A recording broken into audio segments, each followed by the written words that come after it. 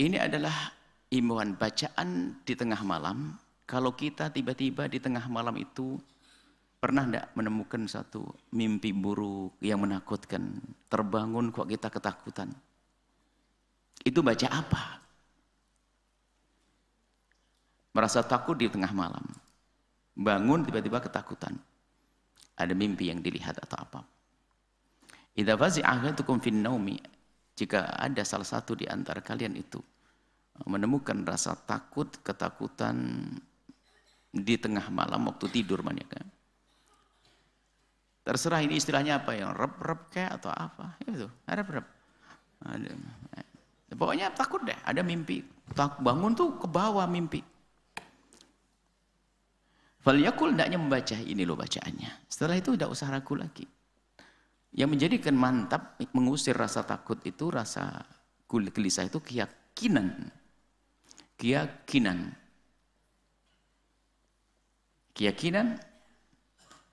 dengan apa yang kita baca, kesadaran kita keyakinan. Contoh begini loh ya.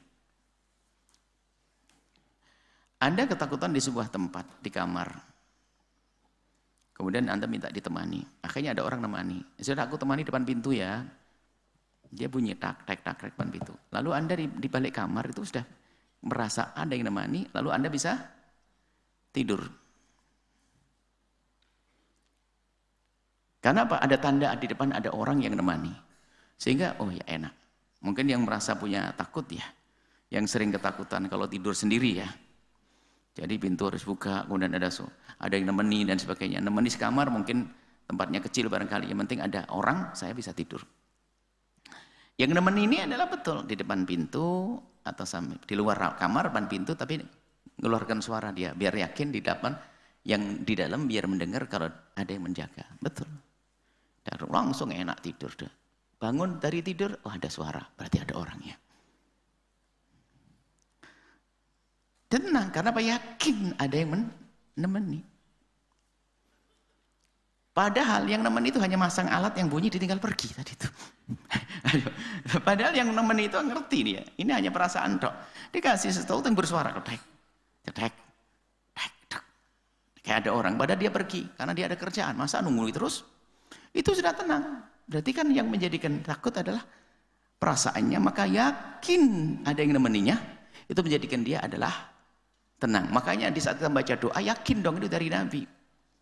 Wong dia katanya baca doa, oh gimana katanya ini anti santet dan sebagainya. Tapi kok saya masih, ya gimana kamu baca doanya Rasulullah tapi kamu lebih percaya kepada dukun? Kan aneh, kalau percaya betul nggak akan. Masa? Itu dengan Allah dan yakin betul doa-doa ini untuk itu. Maka kita bangun adalah keyakinan. Yakin. Ini Nabi yang mengajarkan, a'udzu bikalimatillahi tammah. Aku berlindung dengan kalimat Allah. Kalimat Allah dimaknai bermacam. Kalimat Allah ada Al-Quran, sifat Allah. Kalau kita simbolkan berlindung kepada Allah, begitu. Kan kita boleh berlindung dengan sifat Allah, dengan kalamullah Al-Quran. Jadi kita berlindung kepada Allah. Kalau kalimat Allah yang sempurna adalah Al-Quran. Jadi para ahli tafsir hadis menjelaskan bermacam-macam kalimat Allah di sini adalah Al-Quran. Bisa jadi. Bisa Al-Quran, bisa sifat-sifat Allah. Aku berlindung kepada Allah dari apa? Min ghadabihi, dari murka Allah. Aku berlindung kepada Allah, minta kepada Allah perlindungan dari mendapatkan murkanya. Wa iqabihi, dan hukumannya. Di saat kita serius memanjatkan doa semacam ini, maka kita insya Allah akan terjauhkan dari hal yang Allah murkai. Lanjutannya, wa syarri ibadihi, dan dari yang jahat dari hamba-hambanya. Jadi kejahatan hamba-hambanya. Artinya apa? Mungkin kita rep-rep itu memang ada gangguan bisikan-bisikan atau sesuatu gangguan dari syaitan, dari sesuatu yang di luar dari kita. Kan ada sesuatu dari diri kita sendiri, perasaan itu sendiri. Atau bisa jadi luar. Wa min hamazati syayatin, dan dari bisikan-bisikan syaitan. Namanya bisikan syaitan, dia bisikan halus sekali. Makanya kita itu kalau mengusir syaitan itu ternyata lebih mudah. Yang susah adalah mengusir sesuatu ada dalam diri kita. Hawa nafsu itu yang berat. Kalau syaitan, a'udzubillahi minasyaitonir rajim, hengkang dia. Tapi hawa nafsu kita perlu kita perangi. Kita membaca a'udzubillahi minasyaitonir rajim, akan hengkang itu syaitan. Selesai. Tapi sisanya adalah hawa nafsu yang ada dalam diri kita.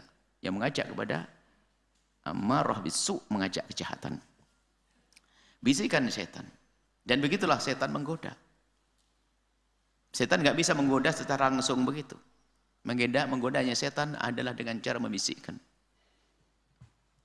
Dan memang diizinkan Allah seperti itu. Dan hanya diberi kemampuan seperti itu. Nah, bisa setan. Makanya jangan percaya aneh-aneh itu. Wah, ada setan menjelma, datang. Kalau setan diizinkan itu kacau lah. Setan gaya pakai senjata, pisau langsung suruh minum minuman keras. Kan repot. Setan menjelma atau bawa pisau. Ayo, minum, mabuk. Nggak ada itu semuanya. Makanya usah punya keyakinan aneh-aneh lah. Gentayangan segala macam. Setan itu kalau menjerumuskan dengan cara membisikkan. Bukan menampakkan fisik kemudian mengganggu, nggak ada. Itu kan di film saja. Setan menjelma jadi apa gitu. Setan menggodanya dengan membisikkan. Kalau setan diizinkan oleh Allah mengganggu dalam bentuk fisik kayak manusia, wah kacau, habislah. Nah, presiden yang paling jahat di dunia pun kalah. Ada presiden yang membuat keonaran di dunia misalnya. Oh kalah. Setan hebat pengalaman. Nggak bisa mati lagi. Ya kan? Kacau. Jadi kita yakin dengan minta perlindungan kepada Allah dari hal-hal yang semacam ini. Hamazat syaitan. Bisikan-bisikan syaitan. Setan membisikkan.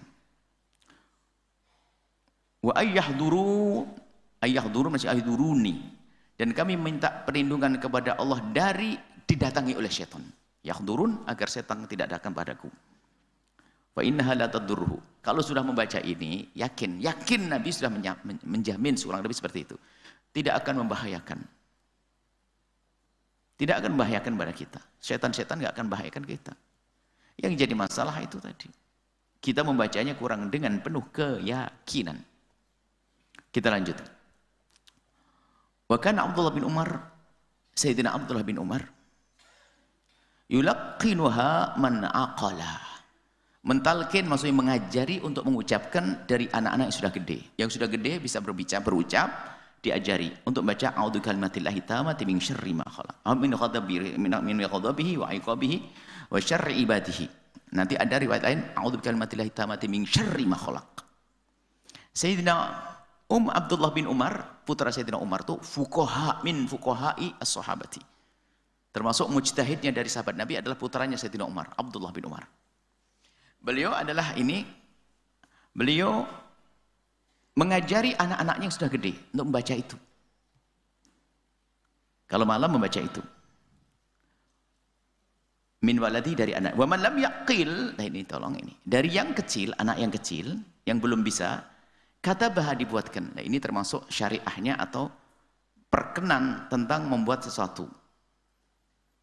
Semacam kalau orang nyebut jimat, makanya jimat tidak mutlak haram, apalagi dikatakan syirik. Ada sandarannya. Jadi kalau anak yang kecil lam yaqil kata bah, Sayyidina Abdullah bin Umar menulis di kertas. Fisokin dalam satu kertas atau lembaran begitu yang bisa digunakan untuk nulis. Thumma allaqa, kemudian dikalungkan fi unuki, di lehernya. Jadi satu tulisan doa tadi dibungkus kemudian dikalungkan di leher. Maka inilah kalau kita sering mendengar bahasanya ada orang membuat catatan dan sebagainya, ini kisahnya. Sahabat Nabi pun ada yang melakukan yang demikian itu. Biarpun setelah itu ada orang mencoba melemahkan hadis dan sebagainya. Loh, tidak akan ada syirik di semacam itu. Membuat namanya catatan di dalam kertas dibungkus, tapi dihormati, bukan diletakkan di bawah. Hanya yang perlu kami hadirkan di sini catatan penting yang sering dengan istilah apa namanya? Tidak tahu istilahnya apa, lupa kita di kalangan santri yang demikian itu. Pokoknya ada buku ditulis, tapi tolong kalimatnya yang jelas, bukan kalimat yang nggak jelas maknanya. Kalimat yang jelas seperti a'udzu kalimatillahi tammati min syarri ma khalaq, a'udzu kalimatillahi tammati min ghadabihi wa iqabihi wa syarri ibadihi. Itu yang ditulis. Karena yang ditulis Sayyidina Abdullah Umar seperti itu, bukan huruf-huruf yang enggak jelas, jangan-jangan huruf yang artinya kesyirikan. Satu, tulisannya jelas. Yang kedua, Ini anak kecil, kalau yang gede baca zikir. Anak orang gede pakai gantung-gantungan. Anda ini mau jadi bayi bagaimana? Ini coba ini. Kalau sudah gede baca zikir, Ratibul Haddad, Widul Latif, Ratibul Hattos, gini. Yang gede baca yang gede. Orang kecil minta diculik, digantung di lehernya, dibaca. Itu hanya untuk anak kecil. Tolong ini dipahami ini. Mungkin, tapi terjadi di kampung. Mungkin waktu itu adalah orang awam yang belum bisa membaca, dikasih sama kiainya kayak begitu. Tapi kalau sudah baca selesai dong. Masa sekelas ustadz kemana-mana bawa selembar kertas taruh di sini. A'udzu kalimatil hitamati bisa dibaca, bukan disangkui. Wah paling dipercaya ini. Gara-gara ketinggalan, mau ke Jakarta, mau ke Semarang, sudah sampai Pemalang, diambil lagi balik. Ini kan aneh sekali. Ambil lagi ketinggalan kertasnya karena dikasih sama guru saya. Tolong dipahami, ini tuh anak kecil. Jangan kita berlebihan juga sampai kebablasan, tapi mengkafirkan, mensyirikan juga nggak benar. Tapi kalau sudah gede baca zikir, ini kan bab zikir kemarin, zikir dibaca, baru ini kalimat kecil tok di pojok hadis ini ada kalimat ini, yang dipegang ini paling enak rupanya. Nggak usah baca zikir, ditempelin di rumah-rumah dan segala macam, dibacain zikir di rumah, bukan ditempelin begitu. Cuman kalau nempelin gimana? Ya nggak haram, nggak syirik, asalkan keyakinannya tetap kepada Allah. Cuman tepatnya dibaca. Kalau anak kecil baru dikalungin. Ini adalah begini, pemahamannya harus seperti itu dong. Wong kita dari awal bicara tentang zikir-zikir, tak taunya kenapa kok kita tekan dengan itu? Pembahasan kita dari kemarin tuh bubar gara-gara pemahaman yang salah tentang hal ini. Akhirnya apa? Nggak ada baca zikir, semuanya pakai kertas ditempelin. Wah ini kita kacau dari kemarin, kita ngomong zikir. Tak taunya semuanya nggak paham, pahamnya ini tok. Sehingga muncul kutub ekstrim mengatakan syirik. Karena apa? Berlebihan dari orang yang urusan jimat. Kan dibaca yang fadilahnya banyak kemarin, keutamaan ini kan dibaca.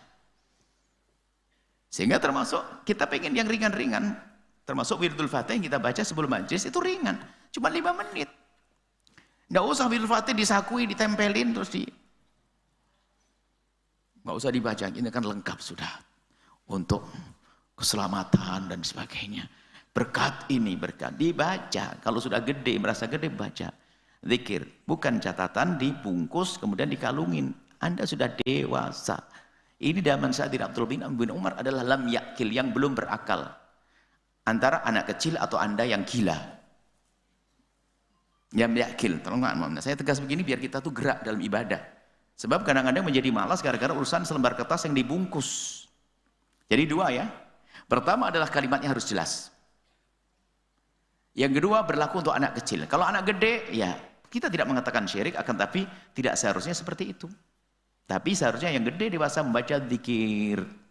Selesai. Pun demikian hadis ini juga ada yang menolak dan sebagainya, kan tapi dikatakan oleh sahih oleh kebanyakan hadis. Oleh sampai di sini, jelas ya? Membaca zikir ya, bukan tempelan. Minta dicatat Buya, nanti akan saya jadikan. Enggak baca zikir. Jadi kita perlu sesuatu yang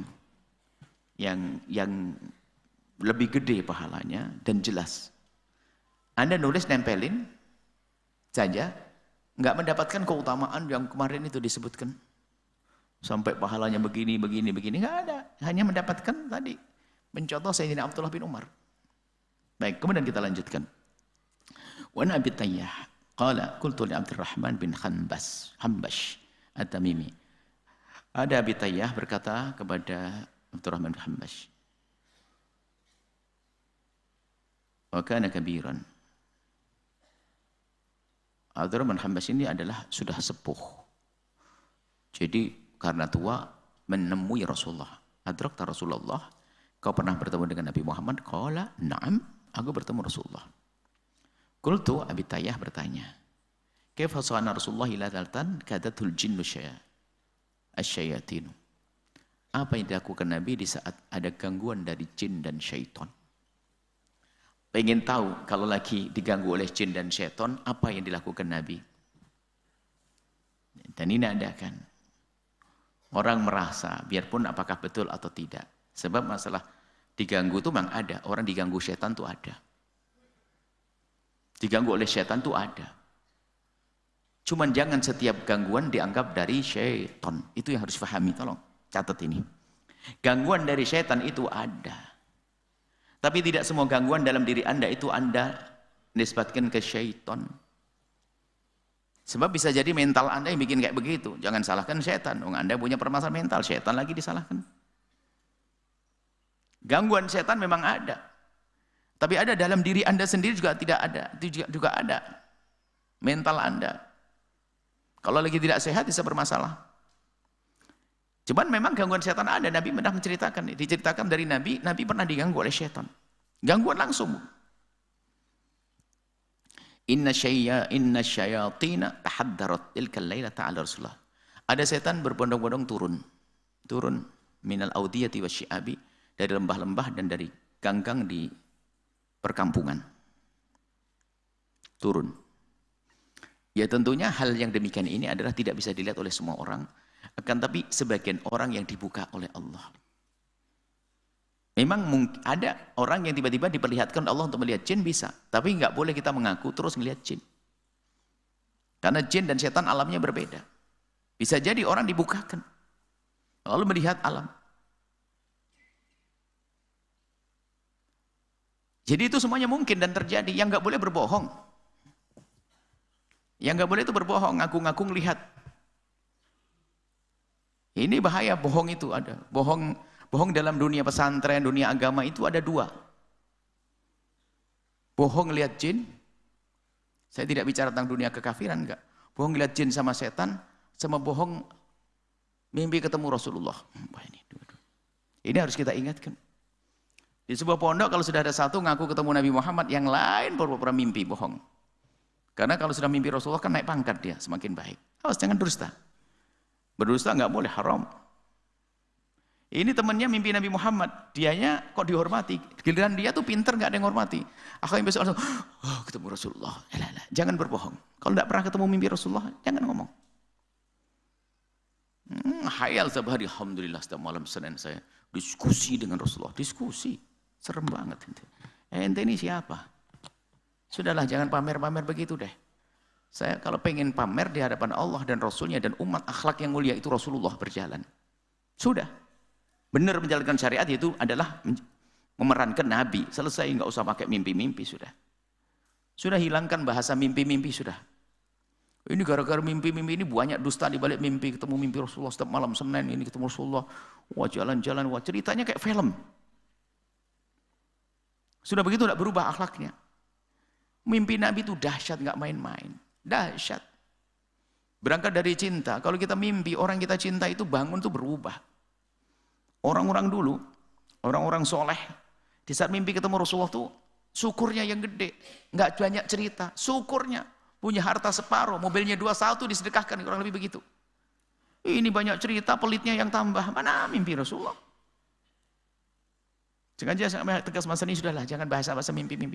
Mimpi ketemu Nabi adalah urusan pribadi Anda dengan Rasulullah. Sangat spesial. Dan itu rahasia antara Anda dengan Rasulullah, nggak usah disebar-sebarin dong. Kalau Anda menikmati itu, Anda akan menyimpan. Para kekasih Allah nggak ada ngobrol mimpi Nabi. Hari ini orang kami. Yang kedua adalah ketemu setan. Ada pondok setiap hari ketemu jinnya. Jinnya santri barangkali. Jin itu alamnya berbeda, setan alamnya berbeda. Setiap hari ketemu, alhamdulillah di sini nggak ada namanya jin. Nggak ada jin peripayangan, gendruwo, demit, wawe gombel, nggak ada semuanya. Nggak ada anak yang lihat. Mana ada santri yang lihat satu, nggak ada. Cuman kadang-kadang ini satu orang bohong, ini saya cerita berkebohongan. Ada santri mungkin, bukan maksudnya kalau kita berhayal tentang gimana cerita ngaku-ngaku ngelihat jin itu, melihat hantu. Itu ceritanya mungkin seorang santri malam-malam mau ke toilet, minta ditemani sama temannya, nggak ada yang nemeni. Akhirnya paling enak jerit, tolong ada hantu, temani. Akhirnya bangun yang lainnya, ditemani. Besok jadi budaya kalau nggak ada nemeni ngomong gitu, padahal nggak lihat. Hati-hati sudah. Kita ngomong gini gara-gara begini, khawatir sengaja saya. Gara-gara ini cerita Nabi itu, Nabi diperlihatkan, Nabi bisa melihat malaikat kadang, tapi tidak setiap saat. Nabi bisa melihat malaikat. Kalau Allah tidak menghendaki, tidak. Tapi melihat yang gaib, yang tidak terlihat oleh yang lain itu orang pun bisa saja dibukakan. Makanya waktu kita ngomong bisa saja ada orang dibukakan melihat jin. Tapi tidak setiap saat. Karena memang alamnya berbeda. Mungkin bab karamah. Sehingga kami sangat setuju dengan Ibnu Hajar Al-Haytami. Beliau mengatakan bahasanya kalau ada orang mengatakan melihat jin langsung ditolak kesaksiannya, jangan diterima. Alamat bohongnya yang gede itu, awas hati-hati. Sudahlah, maka di depan kami tidak usah ngomong Anda melihat jin, sudah. Jinnya Anda sendiri, saya bilang nanti. Sudahlah, Anda melihat kebenaran yang ada dari Nabi dan seterusnya, sudah.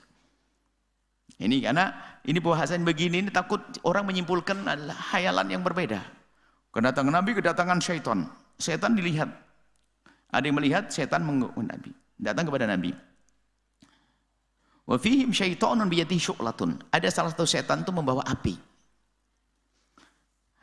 Api minarin dari api. Yuridu ayyahrika wajah Rasulillah.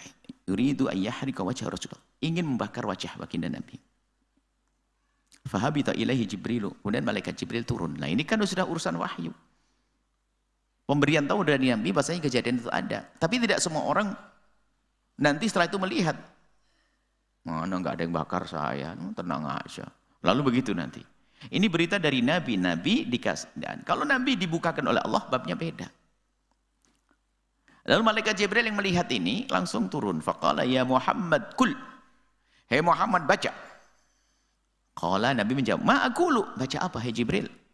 Qala kata malaikat Jibril, kul. Katakanlah. A'udzu bikalimatillahi tammati min syarri ma khalaq. Aku berlindung kepada Allah dari segala kejahatan yang Allah ciptakan. Syaitan, jin, genderuwo segala macam. Wadara dan apa yang Allah hadirkan. Ibda Allah ciptakan semua. Daro'a, baro'a, khalaqa artinya menciptakan. Jadi malaikat Jibril mengajari Nabi membaca ini. Wa min syarri ma yanzilu, dan dari kejahatan yang datang minas sama'i dari langit. Ada hal yang tidak baik yang diturunkan dari langit. Wa min syarri ma ya'ruju fiha, dan sesuatu yang naik turun. Bisa jadi itu memang setan. Setan kerjanya adalah naik turun, naik turun, naik turun mengganggu manusia. Wa min syarri fitnatil laili wan nahari, dan dari kejahatan malam dan siang. Kejahatan malam ada sendiri. Kejahatan siang ada, fitnah siang ada, fitnah malam. Artinya dengan membaca doa ini kita minta perlindungan kepada Allah agar terjaga dari hal-hal tersebut. Wa min syarri kulli tariqin, dan dari kejahatan segala yang datang di malam hari. Tariq itu datang malam. Illa tariqan, kecuali sesuatu yang datang di malam hari, yatruku bi khairin, yang datang dengan kebaikan.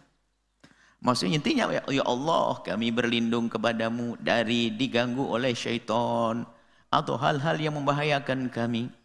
Itu saja kesimpulannya. Ya Rahman Wahidat yang Maha Kasih. Qala, kemudian perawi menceritakan fatafiat naruhum. Kemudian matilah apinya syaitan tersebut. Wa hazahamahullah, dan Allah telah menghancurkan mereka. Tabarakallahu ta'ala, maha suci Allah dan maha luhur Allah subhanahu wa ta'ala. Hadis riwayat Imam Ahmad, Abu Ya'la dan seterusnya. Wa hambas bi fathai wa sukunin nuni wa takhil qahdam. Masalah harakat nama tersebut. Sampai di sini insyaallah. Jadi kita dapat apa hari ini? Mintalah perlindungan kepada Allah. A'udzu kalimatillahi tammati min syarri ma khalaq. Itu saja cukup kalau mau ringkas itu. Min syarri ma khalaqa wa dzara'a. Naam. Min syarri ma khalaq wa dzara'. Dzara' itu sama, menciptakan. Wa bara'a. Wa syarri ma yanzilu minas sama'i. Dan seterusnya. Sudahlah singkatnya, Anda sudah baca. Termasuk dalam Wiridul Fatih sudah ada a'udzu kalimatillahi tammati min syarri ma khalaq. A'udzu kalimatillahi tammati min syarri ma khalaq. A'udzu kalimatillahi tammati min syarri ma khalaq. Jadi setelah itu kalau lagi rep-rep kayak tidur nggak enak dan sebagainya, baca ini. Untuk anak kecil boleh dibacakan, tapi ingat kalau sudah dituliskan karena di situ ada nama Allah harus dijaga. Khawatir jatuh ke bumi lalu keinjak. Semoga Allah memberikan pada kita pemahaman yang benar, kemudian dalam melaksanakan sunnah Nabi Muhammad SAW. Wallahu a'lam bissawab.